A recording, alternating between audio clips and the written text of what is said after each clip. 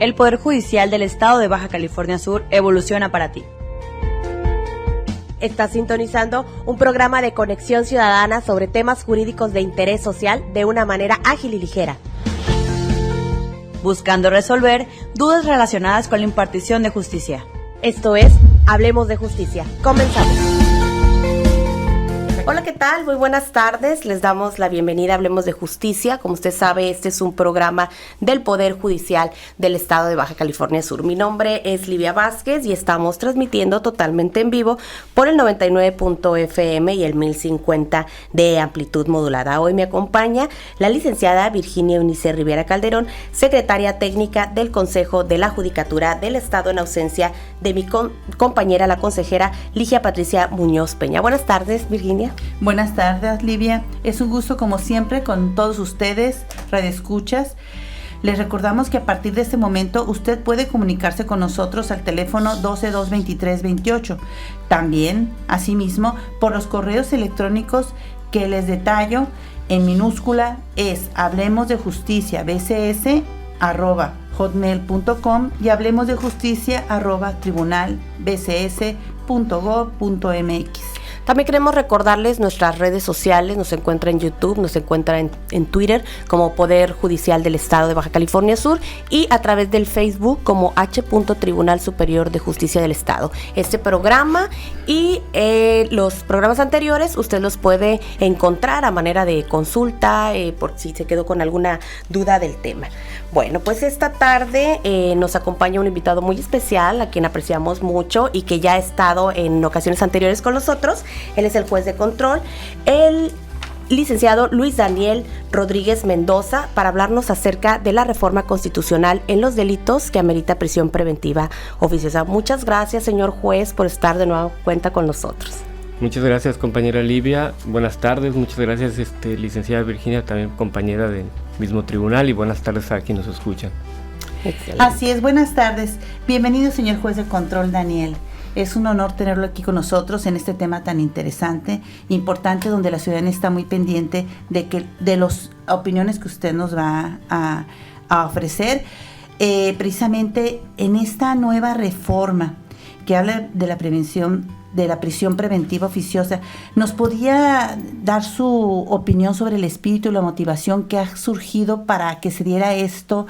¿Cómo ustedes, los jurisdiccionales, lo han retomado en este sentido que ha dado esta nueva reforma jurisdiccional? Sí, mire, esta reforma constitucional se llevó a cabo pues, a través como fue una reforma constitucional, pues sabemos que es a través del Congreso de la Unión. Reforma constitucional pues que tiene que pasar por la mayoría de los congresos de los estados.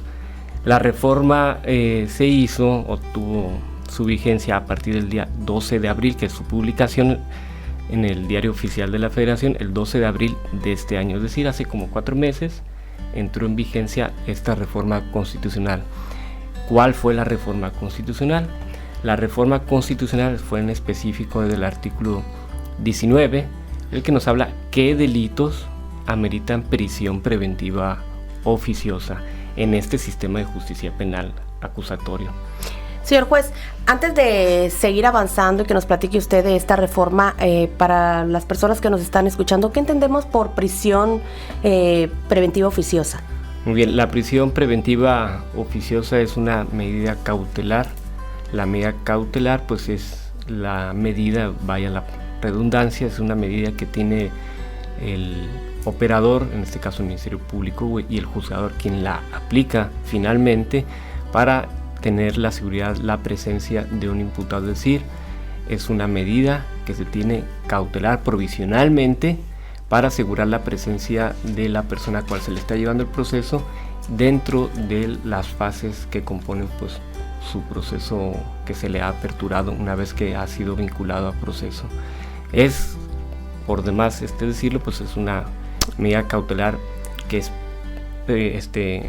priva de la libertad a esta persona por un delito que ha cometido, de los que se encuentran regulados en el artículo 19 constitucional. Perfecto. Oh, muy bien. ¿Qué ha implicado esta reforma? Pues implica que los delitos por los cuales el Ministerio Público se le ha formulado imputación, se le hace saber el cargo al cual se le acusa en una audiencia, implica pues el delito por el cual se le va a seguir su proceso. Eso es lo que implica. ¿Qué delito? Se adicionaron inicialmente, cuando entró en vigencia este sistema acusatorio, había ciertos delitos en la Constitución y se adicionaron el 12 de abril más delitos, ampliaron el catálogo de delitos. ¿Qué tipo de delitos? Bueno, se le ha mal llamado, porque a veces se le conoce así, se le ha mal llamado esto en la sociedad, los delitos, incluso por legisladores, los delitos graves. No son delitos graves, son delitos, ese concepto de delitos graves no está bien empleado, pero son los delitos que se ampliaron, que se han incorporado en esta reforma, los delitos de robo a casa habitación, el robo de transporte, los casos de abuso o violencia sexual contra menores, la corrupción tratándose de delitos de enriquecimiento ilícito y ejercicio abusivo de funciones, el robo a transporte de carga en cualquiera de sus modalidades, delitos en materia de hidrocarburos, petrolíferos o petroquímicos, es decir, el robo de combustible, lo que estuvo muy... El huachicol. El huachicol, así es, que en este estado pues casi no se tiene de esto, sino en el sur de la República, y delitos en materia de desaparición forzada de personas y desaparición cometido por particulares. El feminicidio, y el uso de programas sociales con fines electorales. Esos delitos se adicionaron al artículo 19 constitucional, que de hecho el feminicidio también hubo una reforma al Código Penal de esta entidad federativa y se incorporó esta figura delictiva, el feminicidio, que no lo teníamos el homicidio doloso, y se incorpora la figura nueva del feminicidio, que pues viene aquí a la reforma constitucional, también entra. Efectivamente, qué interesante.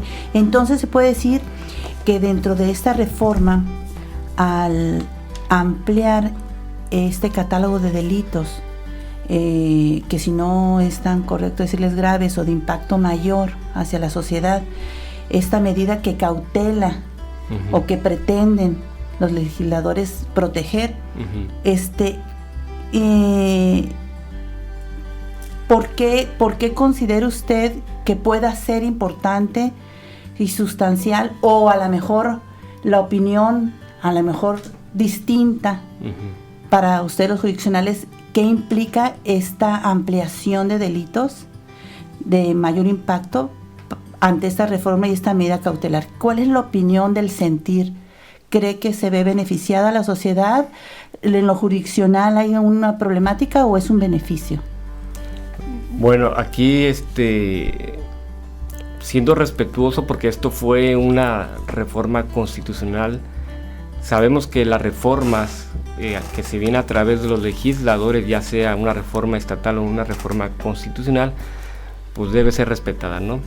La voy a tratar de contestar en la función de juez. Bueno, respeto mucho el motivo por el cual se haya reformado esto a través de los legisladores.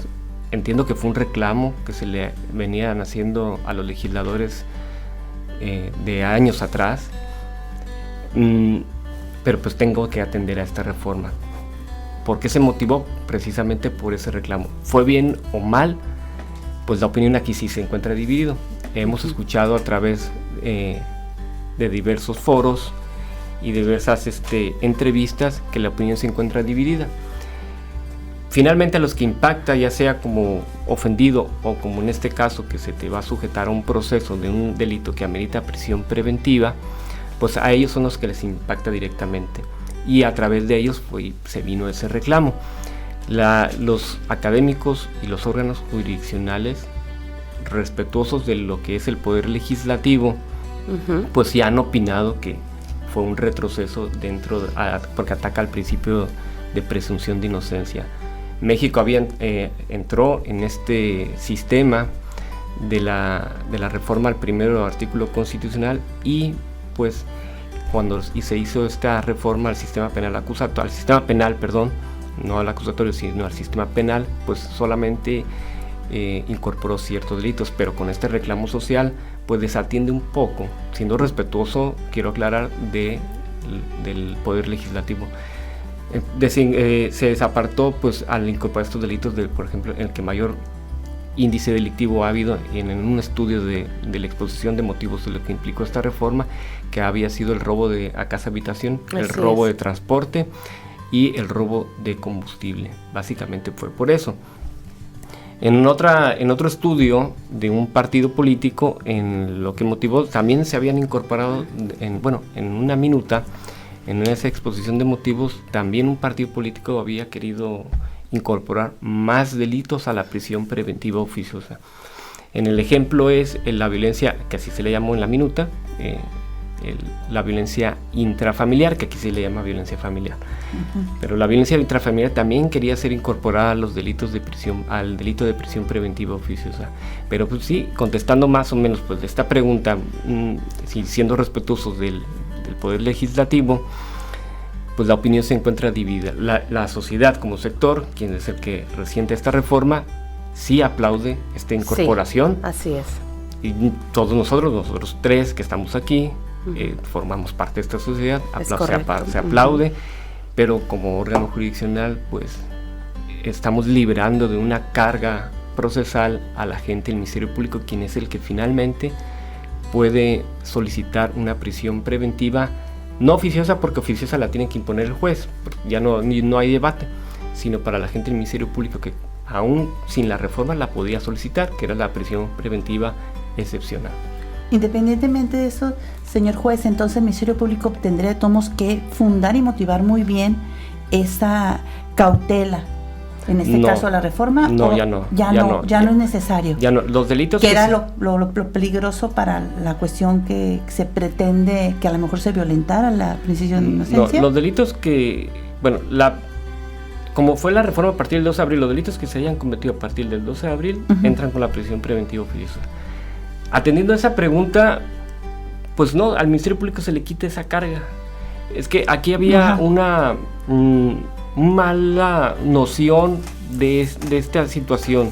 Es lo que más o menos se le conocía como la puerta giratoria, lo que se había escuchado, y que también en la minuta, en la discusión de los legisladores, de los diputados y senadores, se hizo mucho en la exposición de motivos y en las minutas de diversos partidos políticos esta mal llamada puerta giratoria. ¿Por qué es mal llamada en lo particular esta puerta giratoria?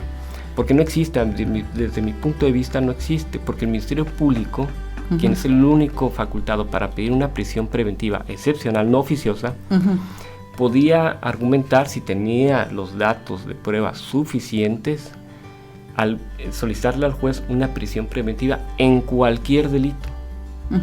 Y si se hizo esto, le quitamos la carga al Ministerio Público y ya no la va a justificar. Ok, muy bien, ¿viene un corte? Sí, viene un corte. ¿Les parece? Vamos a una Uh-huh. pausa, ya regresamos. Estamos hablando acerca de la reforma constitucional en los delitos que ameritan prisión preventiva. Vamos a un corte y ya regresamos. Esto es Hablemos de Justicia. Ya estamos de regreso. Esto es Hablemos de Justicia. Ya estamos de regreso, nos encontramos con el licenciado Luis Daniel Rodríguez Mendoza, juez de control, con quien estamos platicando acerca de la reforma constitucional en los delitos que ameritan prisión preventiva oficiosa. Les recordamos que el teléfono aquí en la radio es el 12-223-28, pónganse en contacto con nosotros, y también les recordamos los correos electrónicos que son hablemosdejusticia@bcs.hotmail.com, hablemosdejusticia@tribunalbcs.gov, y recordarles nuestras redes sociales, que nos encuentra usted en Facebook como H.Tribunal Superior de Justicia de Baja California Sur, y por Twitter y por YouTube en Poder Judicial BCS. Continuamos. Señor juez, está muy interesante.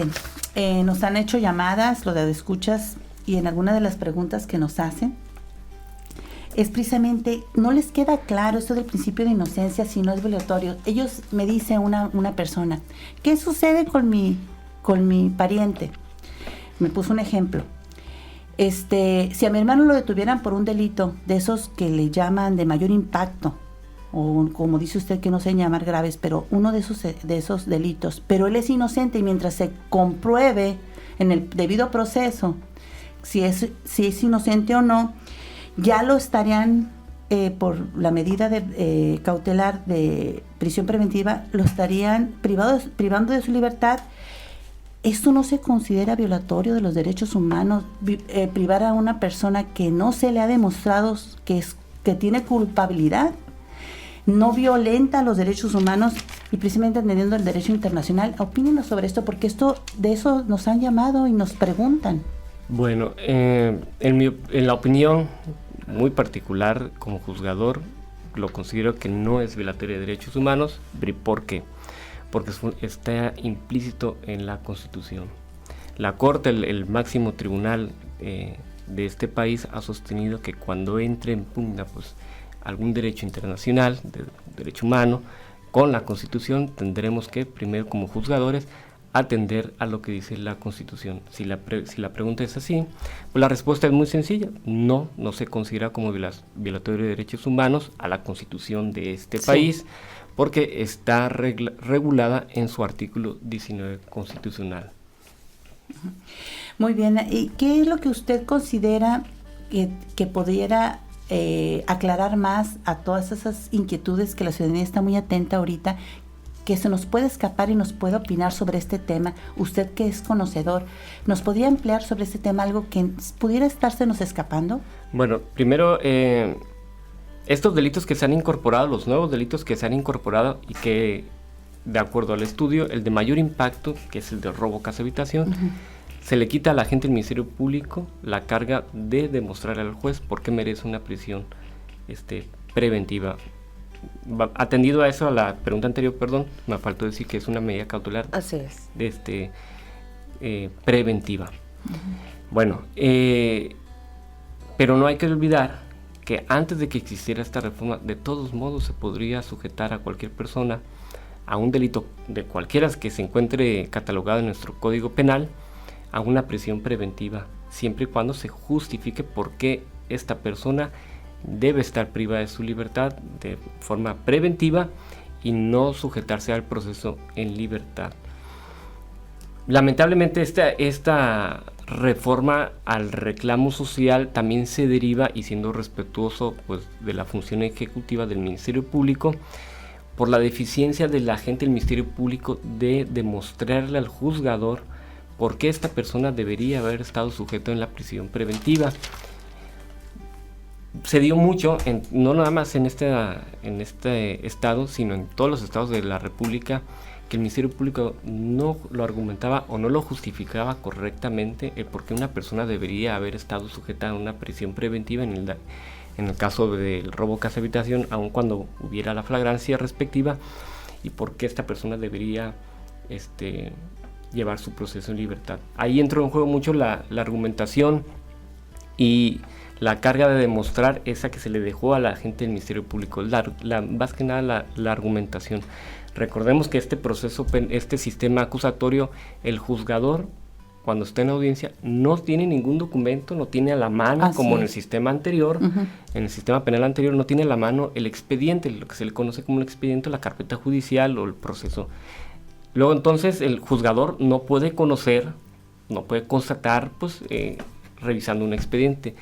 ¿Cómo lo debe de hacer?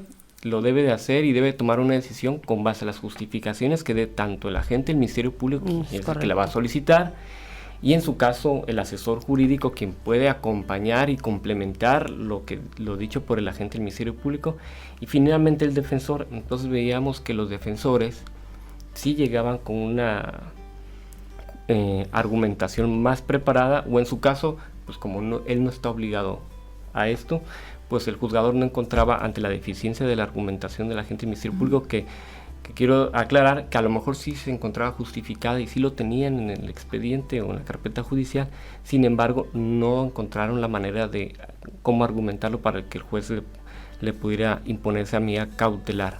Porque había personas que sí se les había, fue un reclamo también, que había personas sujetas a proceso en libertad y que tenían como 4 o 5 procesos judiciales, y que se encontraban en libertad. Entonces no había tanta duda. Esas personas estaban ya de alguna manera en la mira porque tenían antecedentes.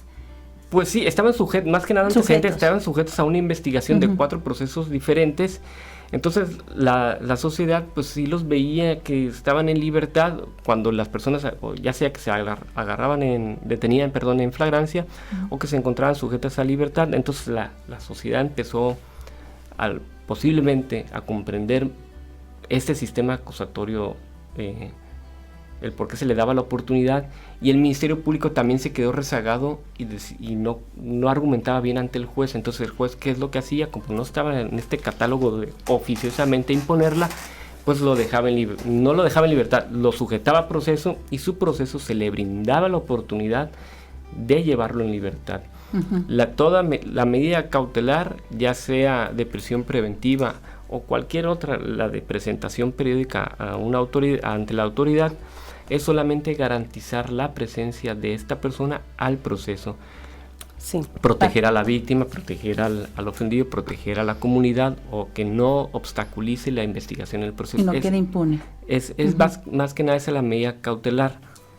Sí, entonces, por un lado, la sociedad estaba dolida porque en este caso, las personas que cometían el delito de robo, casa de habitación, dijéramos, si la autoridad tenía deficiencia, en este caso la carga del Ministerio Público, no hacía lo que debía hacer y presentar lo suficiente para que el juez hiciera su trabajo, como lo hace, quedaba en libertad, y eso le dolía a la sociedad. Por supuesto. Y en la actualidad se pretende precisamente que no se eximan de la justicia, que haya no quede impune, y se tranquilizan más el hecho de que tenga una prisión preventiva oficiosa.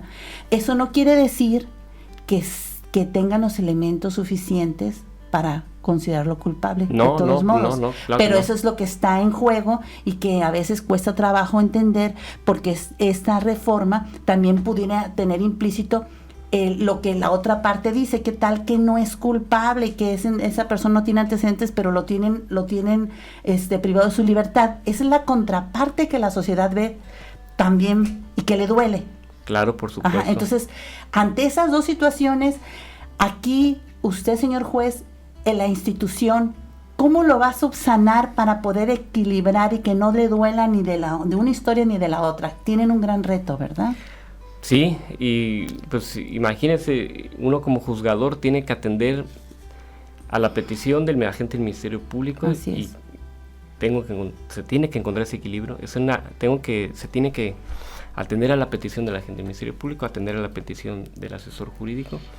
En casos excepcionales se tiene que atender a la petición de la víctima y atender a la petición del defensor y de su representado. Entonces imagínense pues la responsabilidad que lleva uno como juzgador, y a cada uno de los operadores y de las partes que intervienen, como es el ofendido o el imputado, pues también tiene que el juzgador responderle, y en esa palabra pues ser equitativo y justo, siempre apegado pues a la legalidad. Entonces, aquí la única situación a la que yo acaso, y si no ustedes díganme, que alcanzo yo a visualizar, es de que si no se hacen bien las cosas, todos salimos perdiendo. Evidentemente. En definitivo. Entonces aquí hay una carga para la institución, para que los que tienen haberes o tienen que hacer acciones jurisdiccionales tienen que hacer su trabajo bien desde el policía, y para que ustedes tengan todos los elementos, y a su vez cuidar que no se fraccione, que no se desequilibre, para que nuestra sociedad esté satisfecha y haya justicia claro. Efectiva. Qué interesante. ¿Quiere agregar algún comentario sobre esto tan importante que estamos por concluir? Pues no, aquí entiendo el porqué de esta reforma. Leí las minutas de todos los partidos políticos que intervinieron y sus argumentaciones, sus justificaciones sobre esto. Entiendo que, por ejemplo, en los delitos de secuestro, pues no se le puede imponer una medida cautelar a la persona que se le esté investigando. Pues pues preséntate cada 15 días, y se supone que el secuestro es donde se esconden las personas. Bueno, pero más que nada de ello, pues se le quitó la carga probatoria en delitos que al principio no ameritaban esta prisión, y que sí, coincido con usted, que en el derecho internacional, los organismos internacionales, también hubo cierta molestia respecto al retroceso que hubo en incorporar, por ejemplo, los delitos patrimoniales del robo a casa habitación, que hacia ella incorporó este delito. A mi punto de vista, pues se debió haber quedado como estaba el texto constitucional. Sí se debieron haber ¿cómo se dice?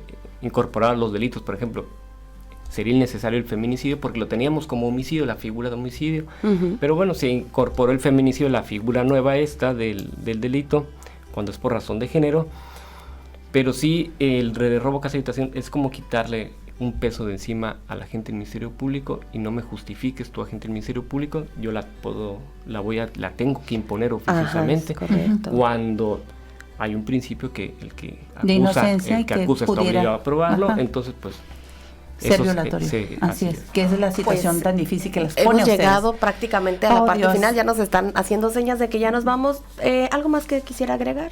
No sería todo, muchas gracias. Pues le agradecemos Pues muchas mucho el que haya gracias. estado con nosotros el día de hoy. Él es el juez Luis Daniel Rodríguez Mendoza, juez de control. Así es, muchas gracias, qué bárbaro, nos despedimos, le agradecemos como siempre, señor juez de control. Muchas gracias. Daniel, yo soy la licenciada Virginia Eunice Rivera Calderón, ¿qué les puedo decir? Estoy gustosa de estar aquí con ustedes. Los esperamos, por favor, que nos acompañen el próximo miércoles en punto de las 6:30 a través de la Radio Sur California. Mi nombre es Livia Vázquez, muchísimas gracias por su atención. Hasta la próxima. Esto fue Hablemos de Justicia, un programa del Poder Judicial del Estado de Baja California Sur en coordinación con el Instituto Estatal de Radio y Televisión.